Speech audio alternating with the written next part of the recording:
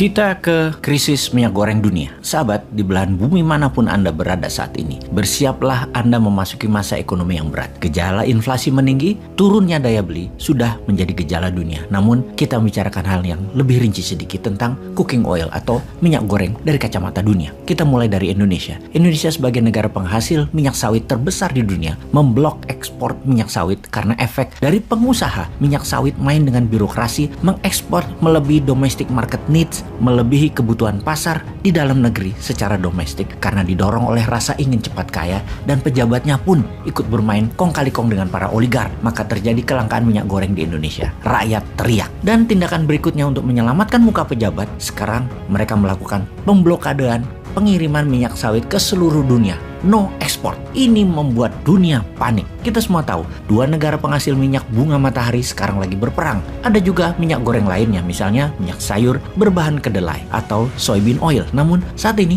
mereka lagi kena masalah dengan iklim yang ekstrim. Terlalu panas di beberapa tahun ini menyebabkan banyak kekeringan yang membuat banyak gagal panen. Juga canola oil mengalami masalah yang sama. Pertanyaannya, bagaimana Anda mendapatkan cooking oil dengan semua masalah itu di dunia? Memang tidak semua masakan memerlukan cooking oil, tetapi tetap saja diperlukan. Bahkan Anda memakan salad sekalipun terenak disiram sedikit olive oil atau minyak zaitun pada salad dressingnya atau mayonesnya. Minyak goreng ada sedikit di mana-mana pada setiap masakan utama, pada saat memanggang, menumis, bahkan pada tepung untuk pizza pakai cooking oil. Dan saat ini supply cooking oil mulai terbatas. Apa rencana kedua Anda? Apa kita harus menimbun minyak goreng di rumah? Sejauh ini, cooking oil di seluruh dunia sudah meningkat 23% harganya. Di Indonesia bahkan lebih tinggi lagi. Kita rincikan akar masalahnya. Ukraina mengekspor 5,4 juta ton minyak bunga matahari per tahunnya dan memenuhi hampir 50% kebutuhan sunflower oil dunia. Karena sedang berperang, tidak ada lagi suplai dari Ukraina terhadap minyak bunga matahari tersebut. Rusia juga penyedia sunflower oil sekitar 25% kebutuhan dunia, dan Rusia sedang kena sanksi ekonomi saat ini. Kita ke Kanada sekarang. Sebagai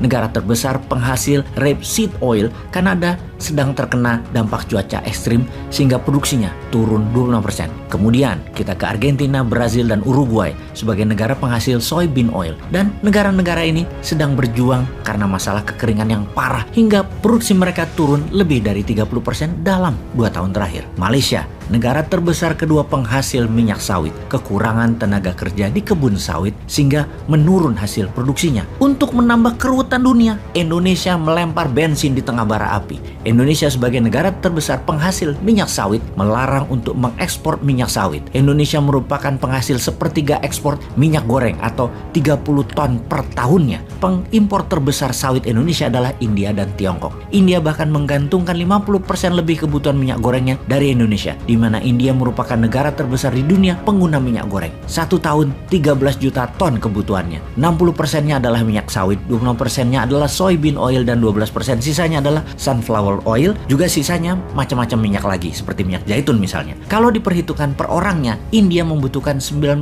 kg minyak goreng cooking oil per tahunnya. Kebutuhan tersebut Indonesia memenuhi lebih dari 50%, kemudian Malaysia 30%. Diperkirakan India, efek kekurangan cooking oil dan terbatasnya persediaan akan membuat harga naik cooking oil tersebut mendekati 30% dan akan membawa 1% inflasi di India. Bayangkan, Indonesia bisa membuat India inflasi. Ini membuktikan Indonesia negara global player sejak awalnya. Memang takdirnya Indonesia itu adalah jadi negara besar. Secara keseluruhan dunia, sekarang harga minyak sawit sudah meningkat 55% di pasar Amerika. Harga soybean meningkat 27%. Rapeseed oil naik 50% di Eropa juga Amerika, dan semua ini kedepannya akan semakin buruk. Jadi sebagai konsumen, apa yang harus Anda lakukan? Menimbun minyak goreng di rumah? Karena di Eropa Barat saat ini, semua minyak goreng, sunflower oil, rapeseed oil, olive oil hanya boleh membeli tidak lebih 2 botol minyak goreng per orangnya. Semua sudah dibatasi. Ada lagi kemungkinan lain, di mana 15% cooking oil ini dipakai sebagai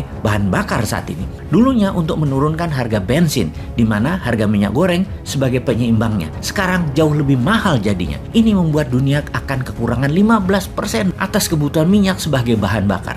Lihat betapa mengerikan semua ini efek rantainya. Secara teknis, tidak ada cara meningkatkan produksi. Dan secara singkat, inilah geopolitik yang memukul rumah tangga dunia. Semoga paham.